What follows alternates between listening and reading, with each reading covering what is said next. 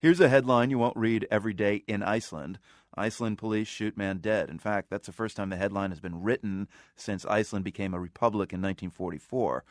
Why? Well, that's the obvious question. Þóra Arnarsdóttir is a senior reporter at RUV, the Icelandic National Broadcasting Service. So we know that a man in the capital Reykjavik was shot by police yesterday, Þóra. Describe, first of all, what happened. Why did the police respond to this incident?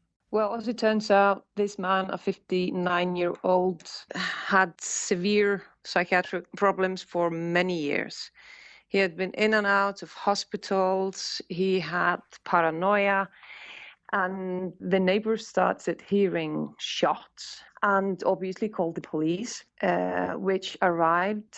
So they decide to rush in, and he shoots at the police officers, and they responded.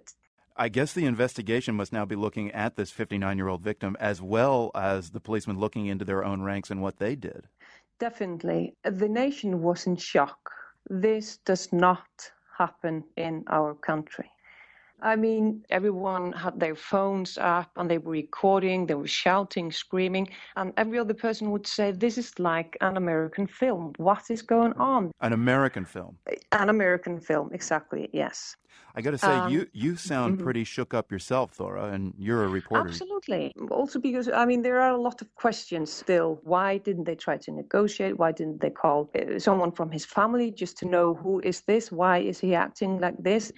So there are a lot of questions there. We would obviously not want our police force to have shot a man if it wasn't absolutely necessary, because they don't carry weapons. Why not? Because we don't want them to.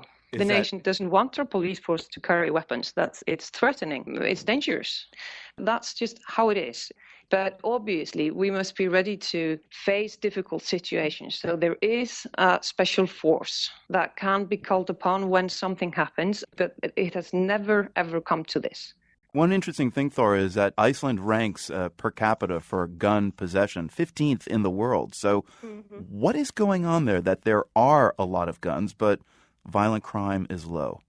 First and foremost, it's culture. Guns are used to go hunting as a sport, but you never see a gun. So it's just not a part of our culture yet. I mean, we've been fighting international crime as well. We have part of the Eastern European mafia stepping into Iceland in drug trafficking. But, I mean, you don't see anyone carry a weapon.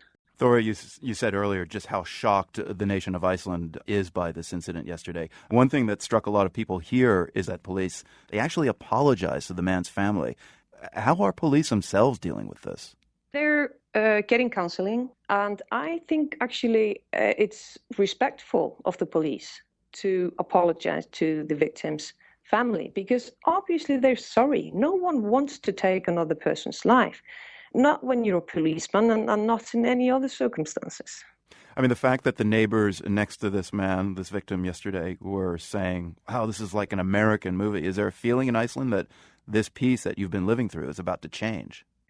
I don't know. There is always a first. One thinks, will this be slowly normalized?